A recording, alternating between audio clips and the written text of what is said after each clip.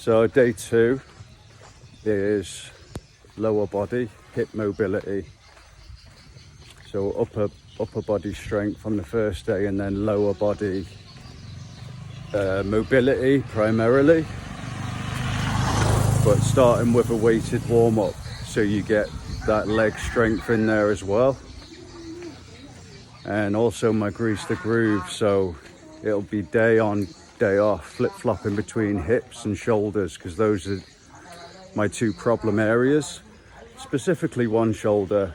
Obviously I do them both equally, and then also greasing the groove between planche and front lever and lower body isolation, so the calves, tips and hamstrings. Today's just skipping. It's a good warm-up for the lower body anyway, before stretching. And yeah, that's also one of the goals of mine, is to get the 10 minutes done without stopping. If you've ever been to Thailand, that's the warm-up. And if you're a heavier dude, it's like treading water. It's just the more effort you put in, the harder it is. You've got to be sort of graceful and fluid with it to keep your head above the water. And skipping is like treading water on the deck. So yeah, doing that once a week for the calves and the tips. And then my handstand side of things, flip-flop between one arm handstand and straight bar, because I'm not very good at either, but quickly making progress with the straight bar handstand. Still fail like 4 out of 5, but every 5th I get one that I'm not as ashamed of. And then for the workout, it's a little bit of technique to kick it off. Not for sets and reps, but some dragon squats. Again, something I suck at. So a bit more of a play before I'm too fatigued. Then the weighted warm up and into the actual exercises, breaking down the whole lower body. And that'll do for now. So yeah, I did keep doubling back to the straight bar handstand intermittently throughout the session, like in between the leg sets and the mobility. And I've got a couple of good ones. My best ones now are the best ones I've done, and I'm not failing as much. I think that's what it's about, trying to bring your average up.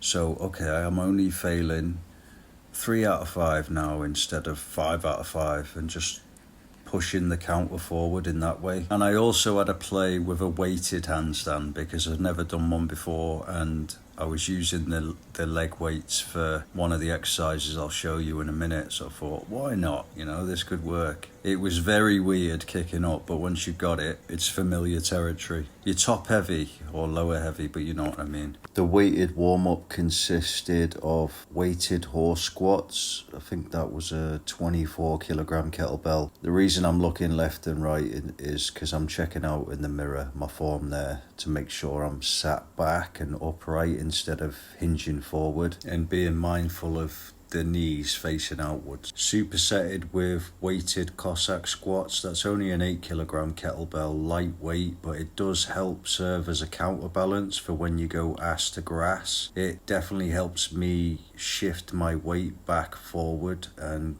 gives me the extra range of motion there. I only do that for the last rep. For the rest of them, I'm keeping my feet flat on the floor as per the middle split stance. And the next group is adductors and abductors. So this exercise is lying adductor raises, and if you squint your eyes, you can imagine that this is the bottom of a good dragon squat. It's really isolating the same muscles, but be warned, if you do it right, you will cramp in the night. Supersetted with pissing dogs. First time doing them weighted, as if they weren't horrific enough, I just wanted to torture myself a little bit more. The weight's only like 2 or 3 kilograms, maybe 2.5, but it makes a massive difference. I went from 10 reps to 8 per set, and trying to hold and squeeze that final rep. Into the final group pancakes. I like the standing variation the most, but I am trying to get good at seated, so if I'm not elevated, I warm up on the cable machine and then probably finish with a weight on my back. Back and forth paired with elevated pigeon, this is the setup that I like the most because I can feel it more elevated. I find that I have to train and stretch my hips quite aggressively, and that's probably what it's going to take after years of neglecting them. I didn't finish with any attempts this week, which is quite rare. I normally do 1 to 3 or even 5 sets of middle splits depending on how I'm feeling and how much energy I've got left. Like I say, I got caught up, but it is beneficial sometimes to just keep watering those seeds that you planted and refrain from tasting the fruit, and then it just tastes a bit sweeter when you do.